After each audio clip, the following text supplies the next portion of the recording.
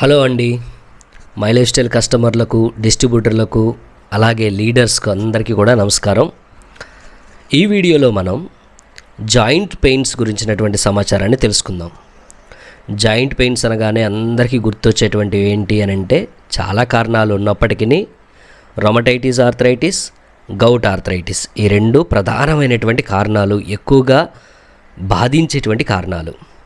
అయితే ఈ వీడియోలో మాత్రం మనం గౌట్ ఆర్థరైటిస్ గురించినటువంటి సమాచారాన్ని మనం తెలుసుకుందాం.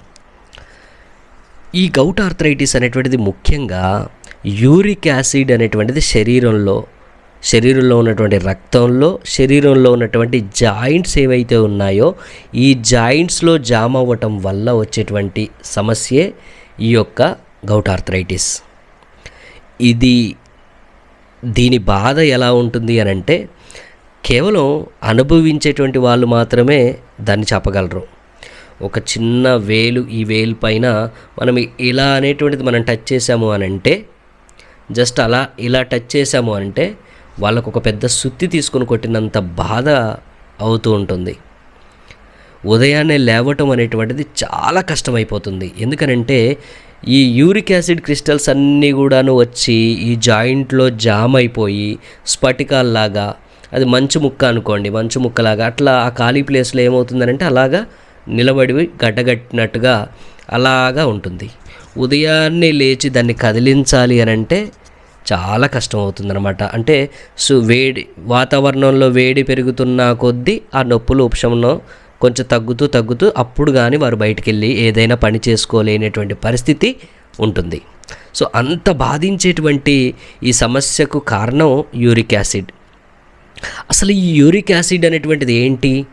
యూరిక్ యాసిడ్ అంటే ఏంటి అని అంటే జీవక్రియలో భాగంగా ఏర్పడినటువంటి ఒక వ్యర్థ పదార్థమే యూరిక్ యాసిడ్.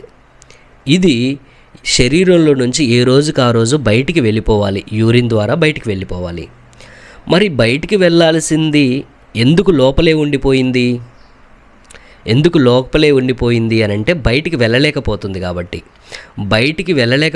కాబట్టి ఎక్కడో చోట ఉండాలి. ఎక్కడుండాలి? రక్తంలో ఉంటుంది. రక్తంలో మోతాదు పెరిగిన తర్వాత ఏం చేస్తుంది? జాయింట్లు ఎక్కడెక్కడైతే ఉంటాయో, పెద్ద పెద్ద జాయింట్లు ఎక్కడైతే ఉంటాయో ఆ జాయింట్స్లోకి వచ్చేసి చేరుతుంది. ఇలా ఈ రక్తంలో, ఈ జాయింట్స్లో ఉండటం వల్ల విపరీతమైనటువంటి బాధకు గురి చేస్తూ ఉంది. ఎందుకు మరి బయటికి వెళ్ళాల్సింది బయటికి వెళ్ళలేకపోతుంది అని అంటే యూరిక్ యాసిడ్ అనేటువంటిది యూరిక్ యాసిడ్ రూపంలో బయటికి వెళ్ళలేదు. యూరిక్ యాసిడ్ అనేటువంటిది యూరియాగా మార్చబడితే మాత్రమే శరీరంలో నుంచి యూరిన్ ద్వారా బయటికి వెళ్ళగలుగుతుంది. మరి ఎందుకు మార్చబడట్లేదు అంటే ఈ యూరిక్ యాసిడ్ని యూరియాగా మార్చేటువంటి ఒక ఎంజైమ్ ఉంటుంది, అదే యూరికేజ్ అనేటువంటి ఎంజైమ్.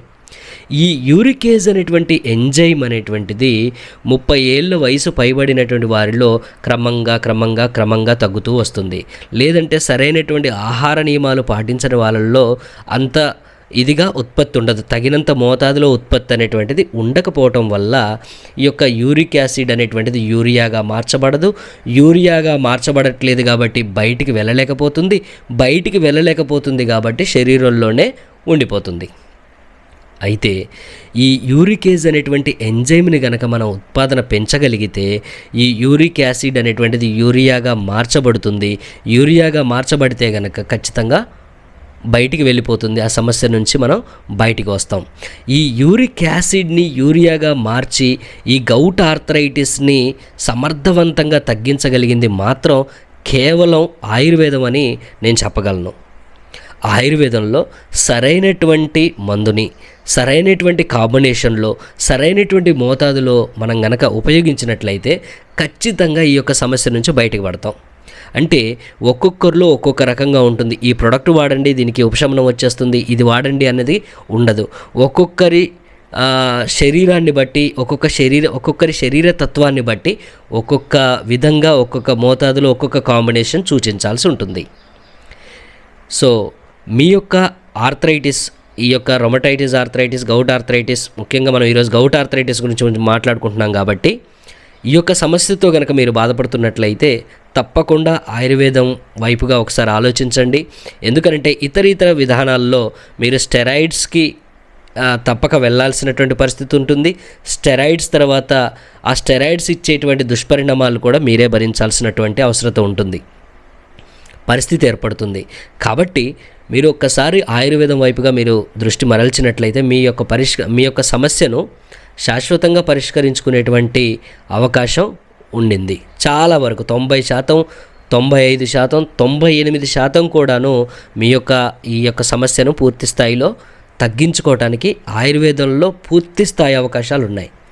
సో కాబట్టి స్లో అనేది అనుకోకండి, స్లోగా చేసిన ఇది రూట్ కాజ్ నుంచి క్లియర్ చేస్తుంది. కాబట్టి ఆయుర్వేదం మీకు చక్కటి పరిష్కారం చూపించగలుగుతుంది.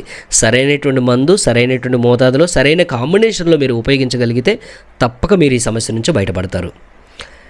మరింత సమాచారానికి తప్పకుండా మమ్మల్ని సంప్రదించండి. ఈ యొక్క సమాచారం మీకు నచ్చినట్లయితే వీడియోని లైక్ చేయండి. వేరే వారికి ఈ వీడియో ఉపయోగపడుతుందంటే తప్పకుండా షేర్ చేయండి. ఇలాంటి సమాచారం ఉన్నటువంటి వీడియోలు మీకు మరిన్ని కావాలనంటే మన ఛానల్ని సబ్స్క్రైబ్ చేయండి. Thank you very much.